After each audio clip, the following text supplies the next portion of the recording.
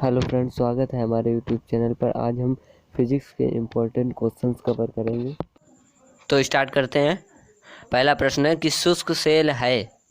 शुष्क सेल है, पहला ऑप्शन है द्वितीयक सेल, दूसरा ऑप्शन है तृतीयक सेल, तीसरा ऑप्शन है प्राथमिक सेल, चौथा ऑप्शन है इनमें से कोई नहीं।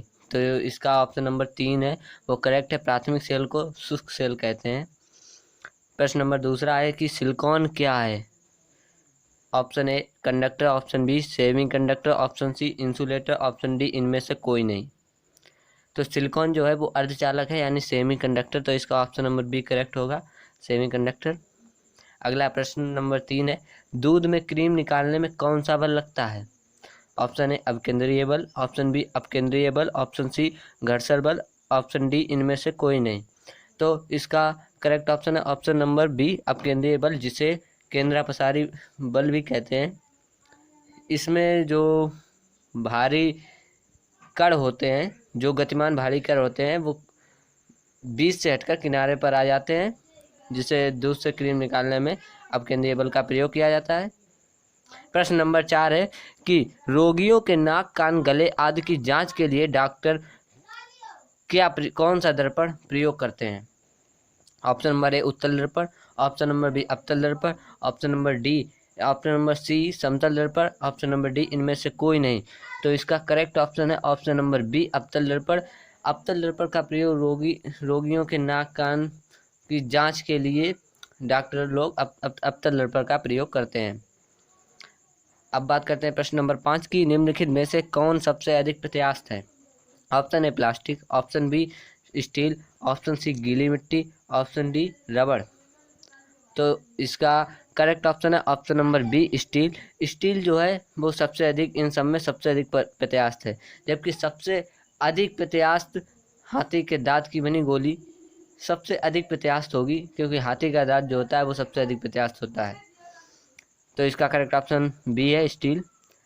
प्रश्न नंबर 6 है, जल में वायु का बुलबुला किसकी भांति व्यवहार करता है। यानी जल में जो वायु का बुलबुला होता है वो किसकी भांति व्यवहार करेगा।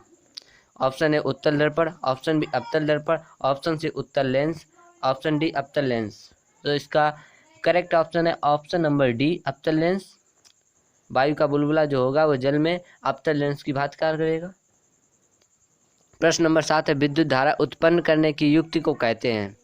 Option A galvanometer, option B metre, option C ammeter, option D जनित्र। तो विद्युत धारा उत्पन्न करने की युक्ति को जनित्र कहते हैं।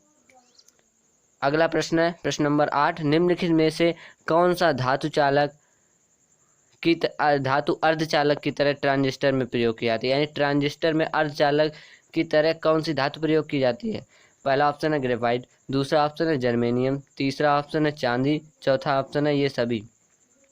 तो चांदी और ग्रेफाइट तो चालक हैं, यानी जर्मेनियम जो है उसका प्रयोग अर्धचालक के रूप में ट्रांजिस्टर में किया जाता है। प्रश्न नंबर 9 है, चुंबकीय क्षेत्र का मात्रक है।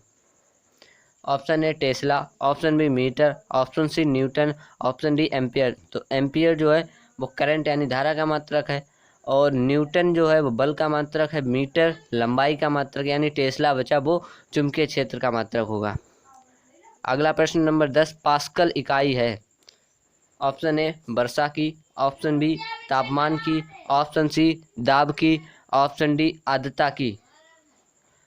तो इसका करेक्ट ऑप्शन होगा ऑप्शन नंबर सी, यानी दाब की। पास्कल इकाई है दाब की।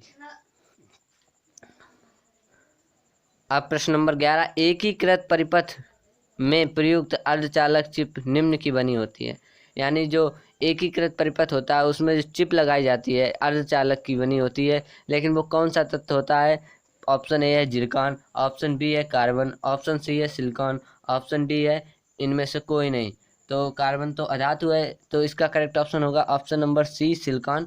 यानी इसका अर्धचालक चिप जो होती है वो सिलिकॉन की बनी होती है, जो एकीकृत परिपथ में प्रयुक्त होती है। अगला प्रश्न है प्रश्न नंबर 12 कि विद्युत चुंबक बनाने के लिए सामान्यतः किस धातु का प्रयोग किया जाता है। किस धातु का प्रयोग किया जाता है विद्युत चुंबक बनाने के लिए। पहला ऑप्शन है कोबाल्ट, दूसरा है बी लोहा, सी तांबा, डी इनमें से कोई नहीं। तो इसका करेक्ट ऑप्शन होगा ऑप्शन नंबर बी लोहा, यानी लोहा को विद्युत चुंबक बनाने के लिए अधिकतर प्रयोग किया जाता है। प्रश्न नंबर 13 है, पानी के एक गिलास में एक बर्फ का टुकड़ा तैर रहा है। जब बर्फ पिघलती है तब पानी के स्तर पर क्या प्रभाव पड़ेगा? ये यहाँ पर गलत लिखा है, ये तब होगा। तो इसमें पूछा गया है कि जब बर्फ पिघलती है तब पानी के स्तर पर क्या प्रभाव होगा। पहला ऑप्शन है पहले बढ़ेगा फिर कम होगा, दूसरा ऑप्शन है उतना ही रहेगा, तीसरा ऑप्शन है बढ़ेगा कम होगा, चौथा ऑप्शन है इनमें से कोई नहीं। तो इसका करेक्ट ऑप्शन है ऑप्शन नंबर बी, उतना ही रहेगा। जितना उसका पहले आयतन होगा उतना ही रहेगा, उसमें कोई परिवर्तन नहीं होगा, पानी के स्तर में कोई परिवर्तन नहीं होगा, क्योंकि जो बर्फ़ का टुकड़ा है वह पहले से उतना आयतन घेरे हुए, अगर पिघल जाता है तो भी वह उतना ही आयतन घेरे रहेगा, तो इसके स्तर पर कोई प्रभाव नहीं पड़ेगा। प्रश्न नंबर 14 है, पीले रंग का पूरक रंग होता है, यानी पीले रंग का पूरक रंग होता है। ऑप्शन ए है लाल, ऑप्शन बी है हरा, ऑप्शन सी है नारंगी, ऑप्शन डी है नीला। तो इसका करेक्ट ऑप्शन होगा ऑप्शन नंबर डी, नीला। पीले रंग का पूरक रंग नीला होता है। प्रश्न नंबर 15, ध्वनि तरंगे किसके कारण प्रतिध्वनि उत्पन्न करते हैं, यानी ध्वनि तरंगे जो होती हैं वो किसके कारण प्रतिध्वनि उत्पन्न करती हैं? ए अपवर्तन के कारण, बी परावर्तन के कारण, सी विवर्तन के कारण, डी इनमें से कोई नहीं। तो इसका करेक्ट ऑप्शन है ऑप्शन नंबर बी, परावर्तन के कारण ध्वनि तरंगे प्रतिध्वनि उत्पन्न करती हैं, क्योंकि परावर्तन जब टकराने के पश्चात प्रतिध्वनि निकलती है। तो इसका करेक्ट ऑप्शन बी होगा, परावर्तन। प्रश्न नंबर 16 है, एम्पियर क्या नापने की इकाई है, यानी एम्पियर से किसको नापा जाता है? ए प्रतिरोध को, बी वोल्टेज को, सी करंट को, डी पावर को। तो इसका करेक्ट ऑप्शन होगा ऑप्शन नंबर सी, करंट। पहले भी बता चुके हैं कि धारा को एम्पियर के द्वारा नापा जाता है। प्रश्न नंबर 17 है कि जब दूध को बिलोया जाता है तो उसमें से मक्खन अलग हो जाता है, इसका कारण है।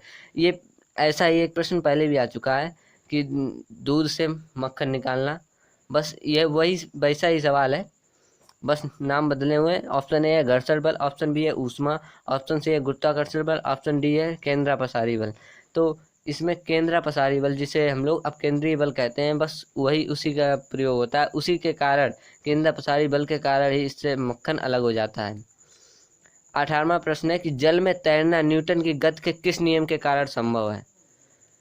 ए द्वितीय नियम, बी तृतीय नियम, सी प्रथम नियम, या डी ये सभी।